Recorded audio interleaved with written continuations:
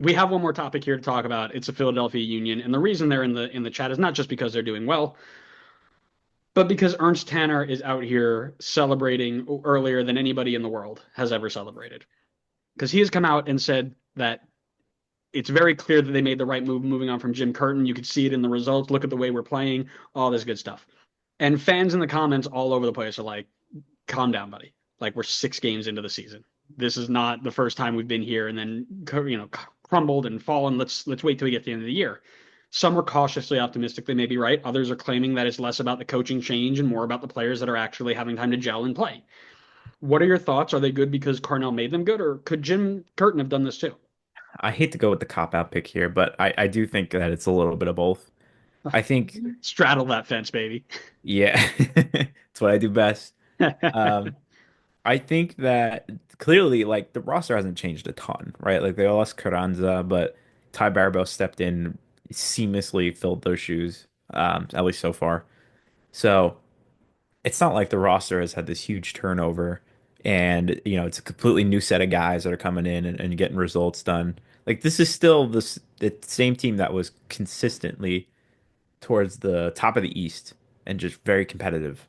So it's not like crazy surprising. I think there were, we talked about it at the end of last season about, some reasons why Philly might have struggled last year. And I don't think it was Jim Curtin. I still think Jim Curtin's a really good coach. Definitely deserves a chance somewhere else in the league. We'll probably wait for the right opportunity for him because, I think he can. Like Kansas City. Um, no, I also think like the wins, a few of the wins they've had this year have been against a little bit of weaker opponents. Some good wins in there. Don't get me wrong. They beat St. Louis. St. Louis has been a good team, but you've got wins. They beat FCC handily too. But there are other wins coming against Montreal, New England, Orlando. Teams that are not doing that well. So I would be in the same situation with the Philly fans as well. I would be cautiously optimistic with the start of the season, but definitely still very cautious because there's a lot of season left to play. There's going to be tougher games coming up. Um, and honestly, they're riding a very hot Ty Baribeau right now. And if he cools down, who knows what's going to happen? They haven't exactly been the best defensively this season. They've had a couple clean sheets, but when they concede, they seem to concede in bunches. Well, and that's exactly what I was going with is, yeah, it's nice that you're doing well, but Montreal, New England, St. Louis on a red card, and an Orlando and Cincy game that I think, they did well, but you're right. They rode Ty Baribeau back-to-back hat tricks or back-to-back or 5 goals in those 2 games. Like that's not normal production. Now, can you also say that okay, that comes from the coaching change? You could. But here's what I'll tell you. I think it is very early because it's 6 games, right? You can't hang your hat on a trend over 6 games. Philly last year, 15 games in the season, basically halfway through, were 2 wins out of a top four spot. 1 win out of like comfortably in the playoffs. Then they sold all their best players and forced Jim Curtin to play with nothing. And now here we are 6 games in. If they slip up for just 2 games, they're down to 12th. Like, yes, it's on paper you look great, but you're right. You're riding a hot hand of a very hot striker, and it's so early. Like the season is so brand new. You can't just step up and call it a massive dub and look at me, I'm the smartest guy. And I know that's not what he was trying to come out and say, but I'm sure somebody asked about it. He's backing his manager. I appreciate that as somebody who seemed to not necessarily back Jim Curtin all the time, which is relatively interesting. Um, However, a little fence straddling myself here, I'm not sure Jim Curtin does this.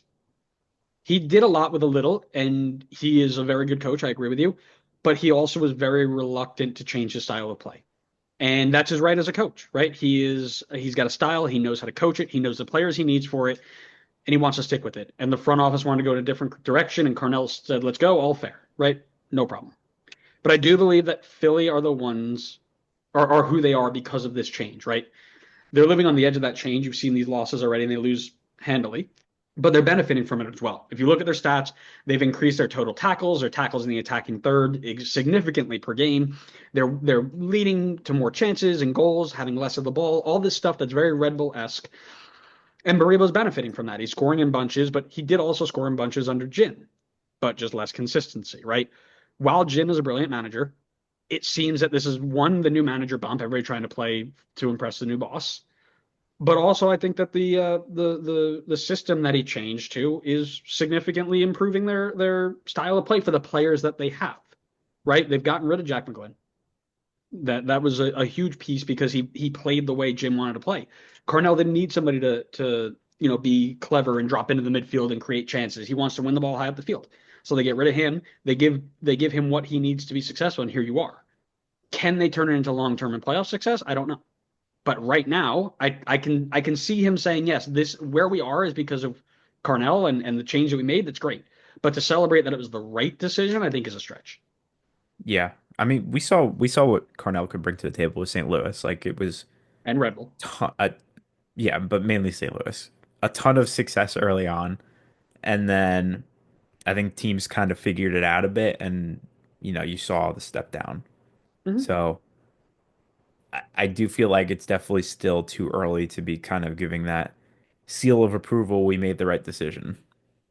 Yeah, yeah, I couldn't agree more. And that's kind of again, it's not a super in-depth conversation because I think I think a lot of people are on the same page. I don't think anybody's stepping up and like Ernst Tanner build the statue, right? He made this great change. We're gonna win everything for the next 10 years.